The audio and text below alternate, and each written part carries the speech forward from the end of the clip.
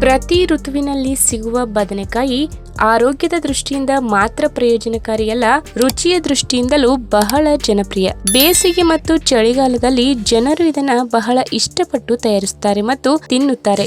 ವಾಸ್ತವವಾಗಿ ಬದನೆಯಲ್ಲಿ ಇತರ ತರಕಾರಿಗಳಲ್ಲಿ ಕಂಡುಬರದ ಅನೇಕ ಪೋಷಕಾಂಶಗಳು ಇವೆ. ಅಲ್ಲದೆ ಬದನೆಕಾಯಿಯಲ್ಲಿ ಹೆಚ್ಚಿನ ಫೈಬರ್ ಮತ್ತು ಕಡಿಮೆ ಕ್ಯಾಲೋರಿಗಳಿವೆ. ಇನ್ನು ಬದನೆಕಾಯಿಯಿಂದ ವಿವಿಧ ರೆಸಿಪಿಗಳನ್ನು ಮಾಡಿ ಸವಿಯಬಹುದು. ಇದರ ಸೇವನೆಯು ರಕ್ತದಲ್ಲಿನ ಸಕ್ಕರೆಯನ್ನು ನಿಯಂತ್ರಣದಲ್ಲಿಡುತ್ತದೆ ಮತ್ತು ತೂಕ ಹೆಚ್ಚಳಕ್ಕೆ ಕಾರಣವಾಗುವುದಿಲ್ಲ. ಇದರಿಂದ ಹೃದ್ರೋಗದ ಅಪಾಯವು ಕಡಿಮೆಯಾಗುತ್ತದೆ. ಆದರೆ ತಿನ್ನುವ ಮುನ್ನ ಬದನೆಕಾಯಿಯನ್ನ ಯಾರು ತಿನ್ನಬಾರದು ಎನ್ನುವ ಬಗ್ಗೆ ಗಮನ ಹರಿಸಬೇಕು. ಒಂದು ನಿರ್ದಿಷ್ಟ ಆರೋಗ್ಯ ಸಮಸ್ಯೆಯಿಂದ ಬಳಲುತ್ತಿದ್ದರೆ ಬದನೆ ಸೇವಿಸುವುದರಿಂದ ಆರೋಗ್ಯಕ್ಕೆ ಸಾಕಷ್ಟು ಹಾನಿ ಉಂಟಾಗಬಹುದು. ಆದ್ರಿಂದ ಯಾವ ಆರೋಗ್ಯಕರ ಸ್ಥಿತಿಯಲ್ಲಿ ಬದನೆಕಾಯಿಯನ್ನ ತಿನ್ನಬಾರದು ಎಂಬುದರ ಬಗ್ಗೆ ಇವತ್ತಿನ ವಿಡಿಯೋದಲ್ಲಿ ತಿಳಿದುಕೊಳ್ಳೋಣ. ಅದಕ್ಕಿಂತ ಮುಂಚೆ ನೀವಿನ್ನೂ ನನ್ನ ಚಾನಲ್ಗೆ ಸಬ್ಸ್ಕ್ರೈಬ್ ಆಗಿಲ್ಲ ಅಂದ್ರೆ ಪ್ಲೀಸ್ ಸಬ್ಸ್ಕ್ರೈಬ್ ಮಾಡ್ಕೊಳ್ಳಿ. ಹಾಗೆ ಪಕ್ಕದಲ್ಲಿರುವಂತ ಬೆಲ್ ಐಕನ್ನ ಕ್ಲಿಕ್ ಮಾಡಿ. ನೀವು ಯಾವುದೇ ರೀತಿಯ ಅಲರ್ಜಿಯಿಂದ ಬಳಲುತ್ತಿದ್ದರೆ ಬದನೆಕಾಯಿ ತಿನ್ನುವುದನ್ನ ತಪ್ಪಿಸಿ. ಅಲರ್ಜಿಯ ಹೊರತಾಗಿಯೂ ನೀವು ಅದನ್ನ ಸೇವಿಸಿದರೆ ಅದು ಸಮಸ್ಯೆಯನ್ನ ಪ್ರಚೋದಿಸಬಹುದು ಮತ್ತು ಉಲ್ಬಣಗೊಳಿಸಬಹುದು. ಇದು ಬೇಗನೆ ಕಡಿಮೆಯಾಗುವುದಿಲ್ಲ. ಹಾಗಾಗಿ ಈ ಸಮಸ್ಯೆ ಇರುವವರು ಬದನೆಕಾಯಿಯನ್ನ ಸೇವಿಸಬಾರದು. ಇನ್ನು ಎರಡನೇದಾಗಿ, ಮಾನಸಿಕ ಒತ್ತಡಕ್ಕೆ ಒಳಗಾಗುತ್ತಿದ್ರೆ ಮತ್ತು ಖಿನ್ನತೆಯ ಔಷಧಿಗಳನ್ನು ತೆಗೆದುಕೊಳ್ಳುತ್ತಿದ್ರೆ ಬದನೆಕಾಯಿ ತಿನ್ನುವುದನ್ನು ತಪ್ಪಿಸಬೇಕು. ಈ ಔಷಧಿಗಳ ಜೊತೆ ಬದನೆಕಾಯಿ ತಿಂದರೆ ಔಷಧಿಗಳ ಪರಿಣಾಮ ಕೆಟ್ಟದಾಗಬಹುದು ಮತ್ತು ಪರಿಣಾಮ ಕೂಡ ಕಡಿಮೆಯಾಗಬಹುದು. ಮೂರನೇದಾಗಿ, ಕಣ್ಣುಗಳಲ್ಲಿ ಕಿರಿಕಿರಿ ಇದ್ರೆ ಮತ್ತು ಒಂದು ರೀತಿಯ ಅಸ್ವಸ್ಥತೆ ಇದ್ದರೆ ಬದನೆಕಾಯಿಯನ್ನ ತಿನ್ನಬೇಡಿ. ಇದು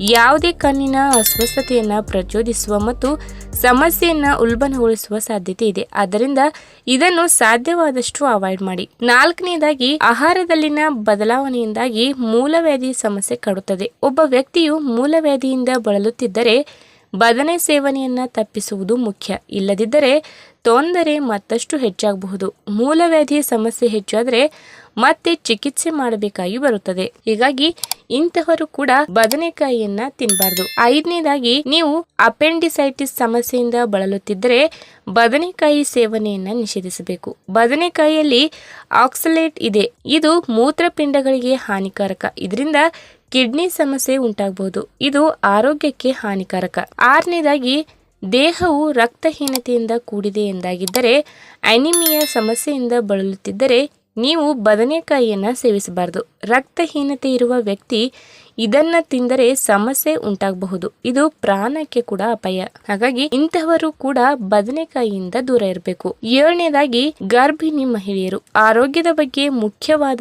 ತಾವು ಸೇವನೆ ಮಾಡುವ ಆಹಾರದ ಬಗ್ಗೆ ಹೆಚ್ಚಿನ ಗಮನ ಹರಿಸಬೇಕು. ಗರ್ಭಿಣಿಯರು ಬದನೆಕಾಯಿಯನ್ನ ಸೇವಿಸಬಾರದು. ಗರ್ಭಾವಸ್ಥೆಯಲ್ಲಿ ಸೇವಿಸಿದರೆ ಬೆಳೆಯುತ್ತಿರುವ ಭ್ರೂಣಕ್ಕೆ ಹಾನಿಯಾಗಬಹುದು. ಹಾಗಾಗಿ ಗರ್ಭಿಣಿಯರು ಕೂಡ ಬದನೆಕಾಯಿಯನ್ನ ಸೇವಿಸಬಾರದು.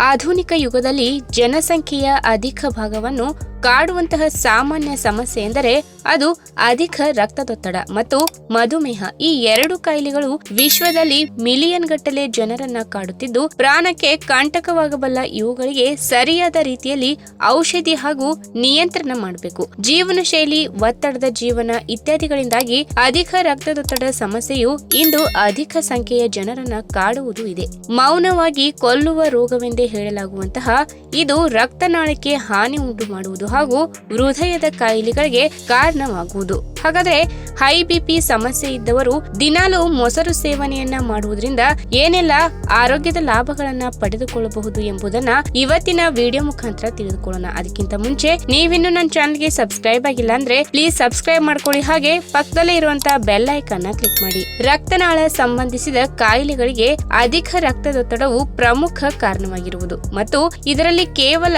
24% ಮಂದಿ ಮಧುಮೇಹಿಗಳು ರಕ್ತದೊತ್ತಡವನ್ನ ನಿಯಂತ್ರಣದಲ್ಲಿ ಇಡುವರು ಎಂದು ಅಧ್ಯಯನಗಳು ಹೇಳಿವೆ. ಹೃದಯಾಘಾತ, ಪಾರ್ಶ್ವವಾಯು ಇತ್ಯಾದಿಗಳು ಸಾವಿಗೆ ಪ್ರಮುಖ ಕಾರಣವಾಗಿರಬಹುದು. ಇನ್ನು ಅಧಿಕ ರಕ್ತದೊತ್ತಡ ಸಮಸ್ಯೆಯು ಜೀವನ ಶೈಲಿಯಿಂದಾಗಿ ಬರುವ ಕಾಯಿಲೆಯಾಗಿದ್ದು, ಜೀವನ ಶೈಲಿಯಲ್ಲಿ ಕೆಲವು ಸಣ್ಣ ಬದಲಾವಣೆಗಳನ್ನ ಮಾಡಿಕೊಂಡರೆ ಆಗ ಖಂಡಿತವಾಗಿಯೂ ಇದರ ಪ್ರಭಾವವನ್ನ ಕಡಿಮೆ ಮಾಡಬಹುದು. ಔಷಧಿಗಳ ಜೊತೆಗೆ ಕೆಲವೊಂದು ಆಹಾರಗಳು ಕೂಡ ಅಧಿಕ ರಕ್ತದೊತ್ತಡ ಸಮಸ್ಯೆಯನ್ನ ನಿಯಂತ್ರಿಸಬಹುದು. ಇದರಲ್ಲೇ ಒಂದು ಮೊಸರು. ಅಧಿಕ ರಕ್ತದೊತ್ತಡದಿಂದ ಬಳಲುತ್ತಿರುವಂತಹ ವಯಸ್ಕರ ಆಹಾರ ಕ್ರಮದಲ್ಲಿ ಮೊಸರನ್ನ ಸೇರ್ಪಡೆ ಮಾಡಿದರೆ ಅದರಿಂದ ಅಧಿಕ ರಕ್ತದೊತ್ತಡದ ಪರಿಣಾಮವನ್ನು ಕಡಿಮೆ ಮಾಡಬಹುದು. ಅಧಿಕ ರಕ್ತದೊತ್ತಡ ಸಮಸ್ಯೆಯು ಇರುವ ವಯಸ್ಕರು ಮೊಸರಿನ ಸೇವನೆ ಮಾಡಿದರೆ ಆಗ ಅದು ತುಂಬಾ ಪರಿಣಾಮಕಾರಿ ಎಂದು ಕಂಡುಬಂದಿದೆ. ಮೊಸರಿನಲ್ಲಿ ವಿವಿಧ ರೀತಿಯ ಸೂಕ್ಷ್ಮ ಪೋಷಕಾಂಶಗಳಿರುವಂತಹ ಕ್ಯಾಲ್ಸಿಯಂ, ಮೆಗ್ನೀಷಿಯಂ ಮತ್ತು ಪೊಟ್ಯಾಷಿಯಂ ಇರುವ ಕಾರಣದಿಂದಾಗಿ ಇದು ಬೇರೆಲ್ಲ ಹಾಲಿನ ಉತ್ಪನ್ನಗಳಿಗಿಂತ ತುಂಬಾ ಒಳ್ಳೆಯದು. ಇನ್ನು ಮೊಸರಿನಲ್ಲಿ ಇರುವಂತಹ